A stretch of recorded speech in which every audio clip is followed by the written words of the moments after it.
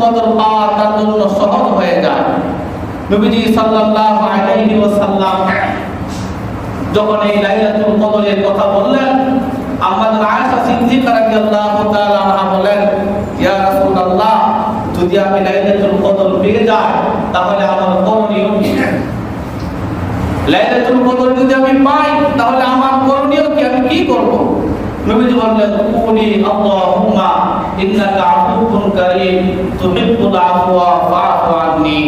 আয়েশা, তুমি বলবে, আল্লাহুম্মা ইন্নাকা আফুউন, হে আল্লাহ, নিশ্চয় আপনি ক্ষমাকারী।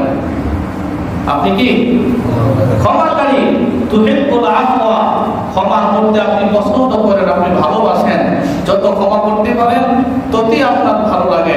ফাআফু আন্নী, অতএব আল্লাহ আপনি আমাকে ক্ষমা করে দেন, মাফ করে দেন। এই দোয়া তুমি বেশি বেশি করে করবা। তাহলে লাইলাতুল কদরের দোয়া কি বলেন? আল্লাহুম্মা ইন্নাকা আফুউন কারীম তুহিব্বুল আফওয়া ফাআফু আন্নী। এটা আমি দোয়া প্রতি বছরই তো বলি, কেউ তো আর শিখে না। বাংলা অর্থ হলো, হে আল্লাহ, আপনি ক্ষমাশীল, ক্ষমা করতে আপনি পছন্দ করেন, ভালোবাসেন, আপনি আমাকে কি করে দেন? ক্ষমা করে দেন।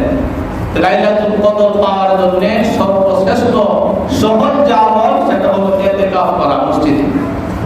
মসজিদে কি করা? ইতিকাফ করা।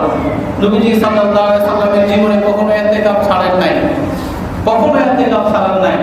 যখন থেকে ইতিকাফের প্রচলন শুরু হয়েছে, নবীজি প্রতি বছর ইতিকাফ করতেন। এমন দেখা গেছে লাইলাতুল কদর পাওয়ার জন্য নবীজি পুরা এক মাস, পুরা রমজান ইতিকাফে বসছেন লাইলাতুল কদর পেয়ে।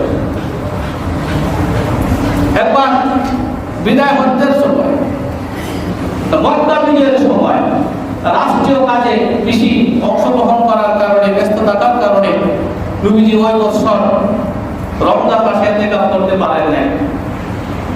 কিন্তু রমজান যখন চলে গেছে, আল্লাহ রাসূল সাল্লাল্লাহু আলাইহি সাল্লাম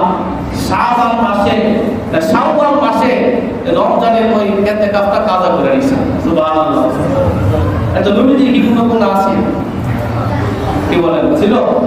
কোনো গুনাহ নাই। কিন্তু নবীজি ইতিকাফে বসতে কেন? ওই যে আল্লাহর ইবাদত করতে, সান্নিধ্যে, একান্ত চিন্তা আল্লাহর সাথে কথা বলতে নবীজির খুব ভালো লাগতো। আল্লাহর সাথে কথা বলতেন, আর আল্লাহর সাথে একান্তভাবে কথা বলার মুখ্য সময় হলো মসজিদে ইতিকাফ করা।